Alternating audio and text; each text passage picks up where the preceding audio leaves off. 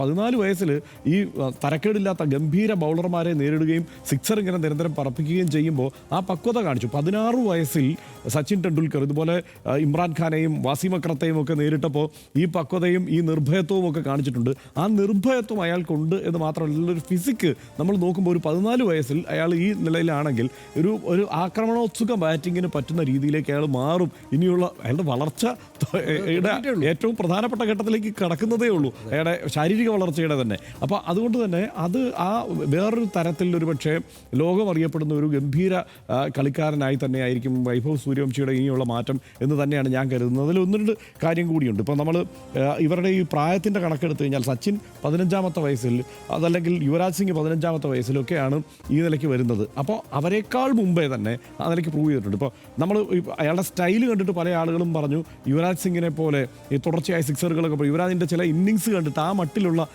കളിയാണ് എന്നൊക്കെ പറഞ്ഞു. പക്ഷേ യുവരാജ് അതൊക്കെ ചെയ്യുന്നത് 20 വയസ്സ് കഴിഞ്ഞിട്ടാണ്.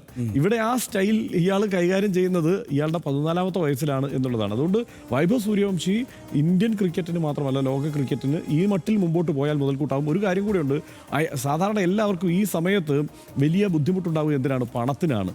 ഇതിപ്പോൾ തരക്കേടില്ലാത്ത ടീമിൽ പിന്നെ മെൻറ്റർഷിപ്പ്, ഇപ്പോൾ സഞ്ജു സാംസണെ പോലെ രാഹുൽ ദ്രാവിഡിനെ പോലെയൊക്കെ ഉള്ളവർ ഈ രാജസ്ഥാൻ റോയൽസിൽ ഒരു മെൻറ്റർഷിപ്പിന് കൂടെയുള്ളപ്പോൾ ഗംഭീരമായി പെർഫോം ചെയ്യാൻ അതായത് നല്ല ഉപദേശങ്ങൾ വൈഭവ് സൂര്യവംശിക്ക് ലഭിക്കും, അവസരങ്ങൾ ലഭിക്കും.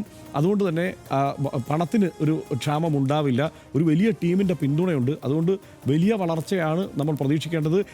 ഈ വലിയ വളർച്ചയെ കൈകാര്യം ചെയ്യാനുള്ള മാനസിക പക്വത വൈഭവ് സൂര്യവംശിക്ക് ഉണ്ടാവട്ടെ എന്ന് മാത്രമാണ് ആശംസിക്കാനുള്ളത്. ഇതിപ്പോൾ കുട്ടിയുടെ അച്ഛനെ പറ്റിയും പറയണമെന്ന് പറയുന്നു. എല്ലാവരും ഞാൻ വായിച്ചെടുത്തൊക്കെ കണ്ടത് അദ്ദേഹത്തിൻ്റെ സ്വന്തം പാടമൊക്കെ, ബീഹാറാണല്ലോ സ്ഥലം, പാടമൊക്കെ വിറ്റിട്ടാണ് ഈ സ്വന്തം ജോലിയൊക്കെ കളഞ്ഞിട്ടാണ് കുട്ടിക്കൊപ്പം വളരെ ചെറിയ പ്രായത്തിൽ, അതും ഒരു അത്ഭുതമാണെന്ന് തോന്നുന്നത്.